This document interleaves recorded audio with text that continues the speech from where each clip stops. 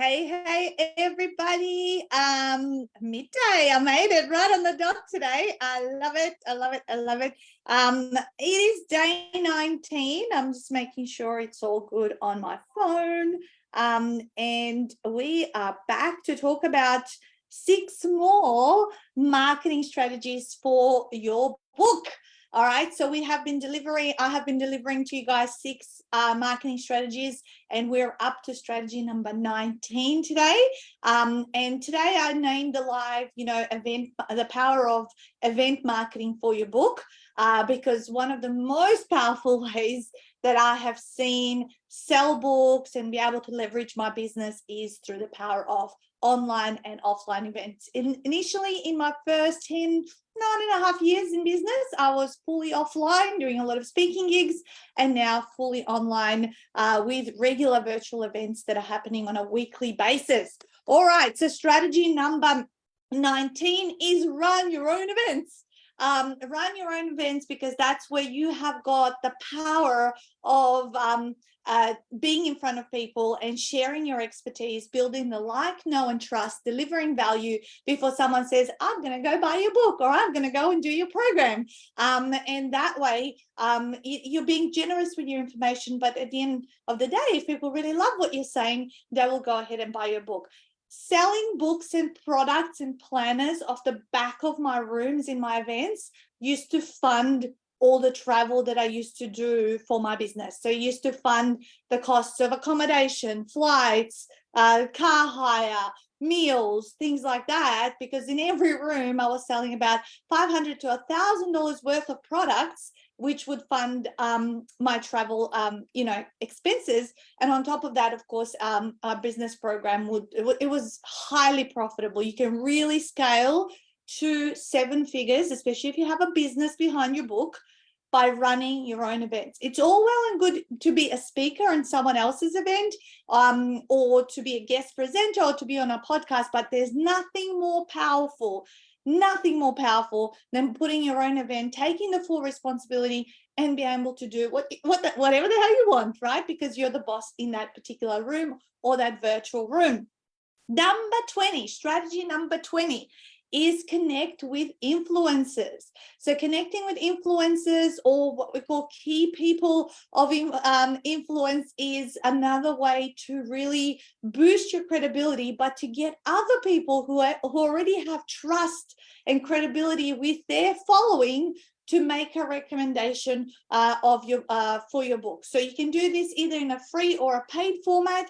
So free is where you've built a relationship and you know someone who has got a large following, and they do you a favor and promote you in front of their followers by holding their book or something I really recommend reading and all that sort of stuff. Or there's plenty of paid ones out there. Of course, you need to look out for influencers that are going to match up to your message and to what you're writing about, not just some random stranger that has got 200,000 people following them that really wouldn't have the audience that is interested in your topic. So that's a way to really fast track and get a lot of sales happening through connecting with key people of influence. All right, so number 21 is to really set goals, right?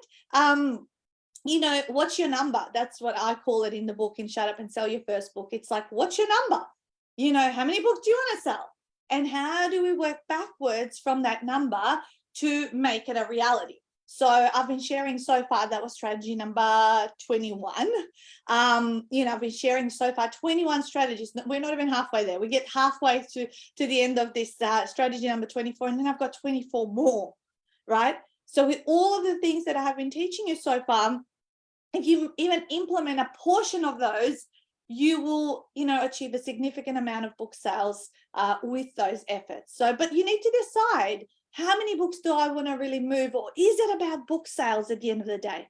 Is it about book sales, or is it about building credibility, and you have other products or services within your business that you really want to be able to help people in a deeper way, and the book is just the vehicle to talk to more people, or to be in front of people, or to get speaking opportunities, or to run events and things like that?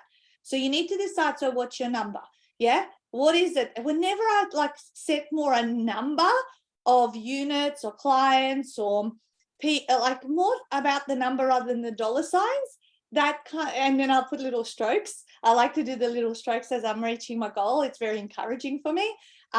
That's what I would recommend that you do, and you reverse engineer the number of books that you'd like to sell. So you also got to figure out, should your number be around books, or number around opportunities, or number around number of clients, and the number around how many speaking gigs you want to get, right? So those things are really, really important. I remember my first year when I was doing a lot of growth and wanted to become a better speaker. My goal and my number was to be able to get 5 speaking gigs each quarter, so 20 for the whole year, and anything that was over 5 minutes in front of a group of people would count.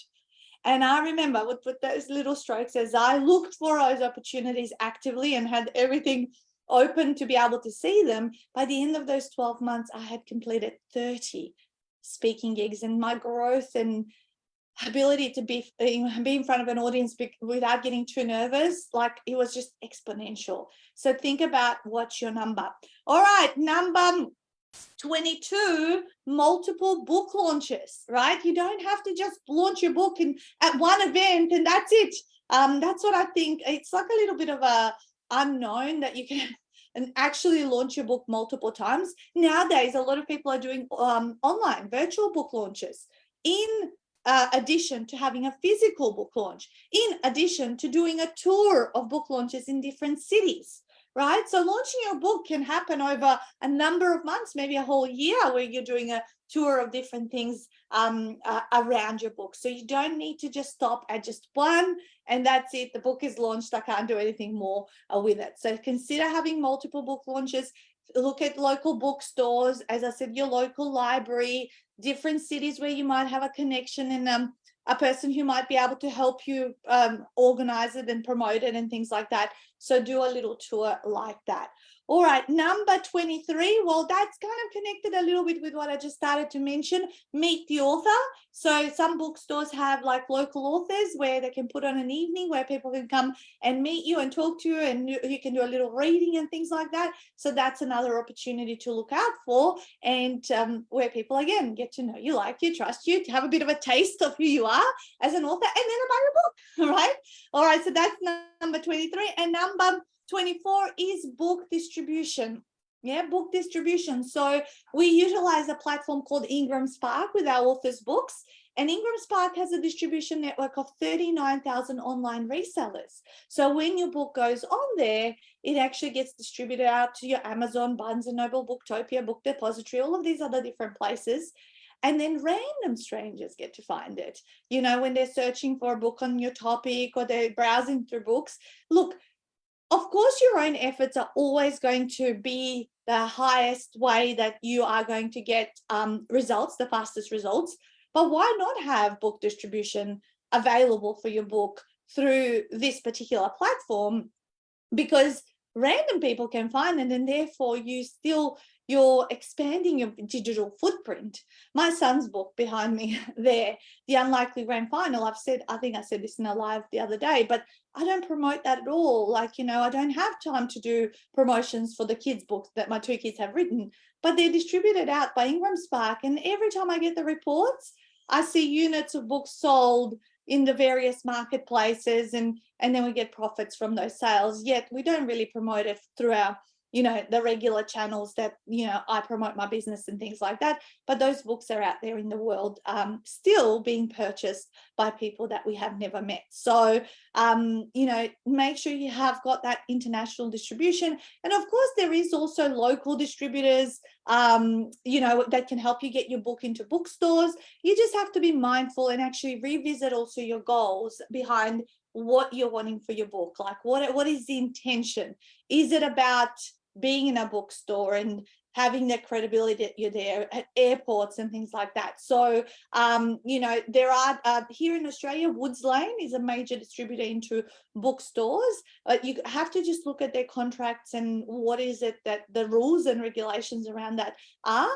But that is a possibility for self-published authors as well. All right, so there we go. The power of events, I can't stress that one enough. Out of all the 6 that I've given you today, the power of event marketing for your book, it is second to none. That's, I guess, because that's the one that I have found enabled me to scale to 7 figures and beyond, in my business. And that was, I was only an author 1 or 2 years out when that started to happen, and has consistently been able to be maintained over the last 10 years.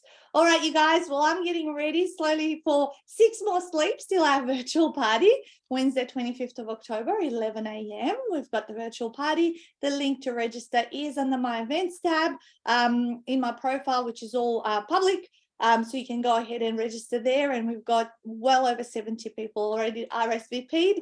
So I can't wait to kind of wrap up this month at that celebration. All right, have an awesome day, and I'll see you tomorrow. Bye, guys.